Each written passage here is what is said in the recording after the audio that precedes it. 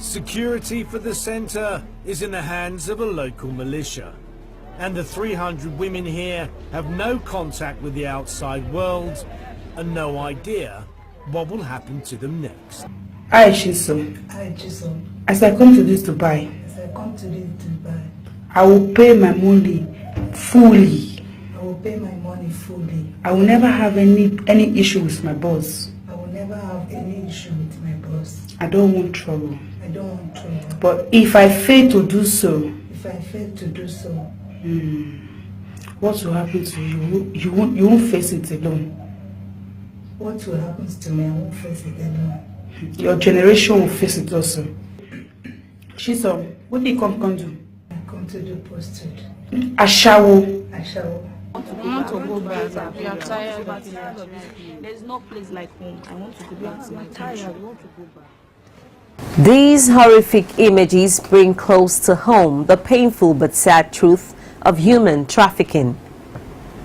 The United Nations reveals that more than 2,500 refugees and migrants have died trying to cross the Mediterranean to Europe so far this year. The European Union estimates that 60% of all sex workers in Italy and Belgium are Nigerian women. These alarming figures will rise if immediate action is not taken.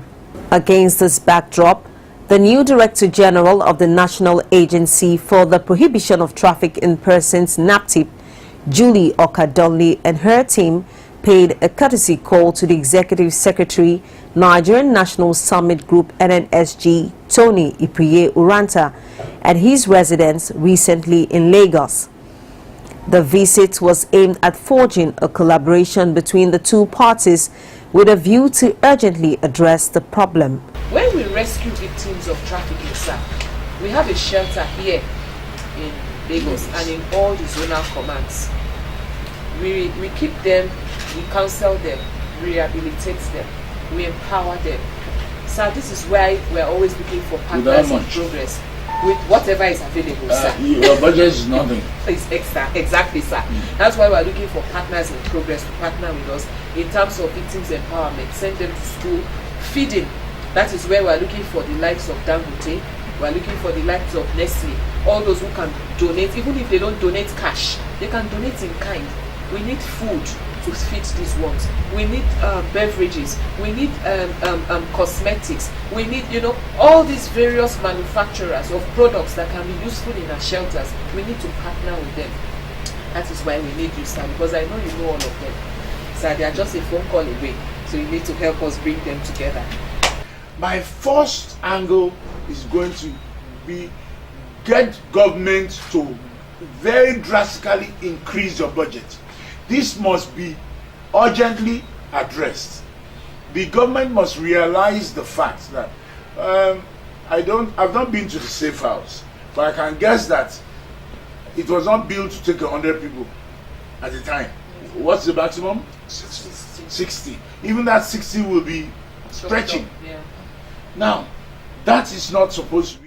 According to the DG NAPTIP, no fewer than 325 persons have been convicted for trafficking crimes in the country so far. She stressed on the need for increased advocacy and awareness to fight new and emerging dimensions of trafficking.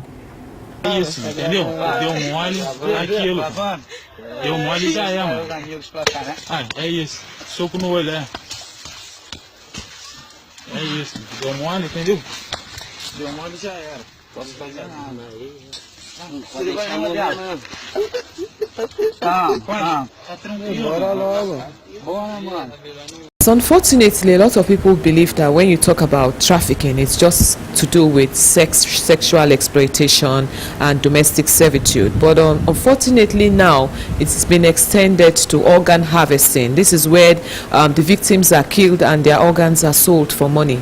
And it's very common now. Must begin to throw up heads. I'm on this day editorial board for what it's worth. I have been a columnist on nearly every paper in the past, but you cannot run a mass sensitization program on peanuts. My people say na teeth, we go take run. So you need money. Let Nigerians realize that this is not a problem of Edo State. That's what people think. And let them realize that harvesting of organs is real. I cannot and I will not bore you with details, but I happen to have been in detention by Abacha.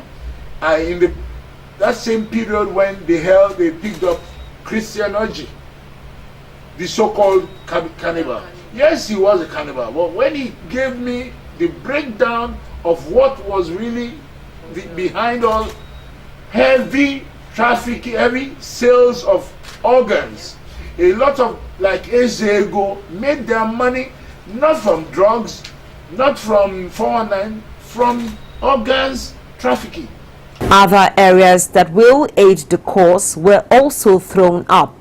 There are some areas we've not really penetrated, places like the UAE, which you just mentioned, and Saudi Arabia and all of that. But we hope to engage with their governments very soon, and I'm sure together we'll make this happen. It is expected, therefore, that the federal government will hearken to the agency's appeal for a dramatic boost in its budget.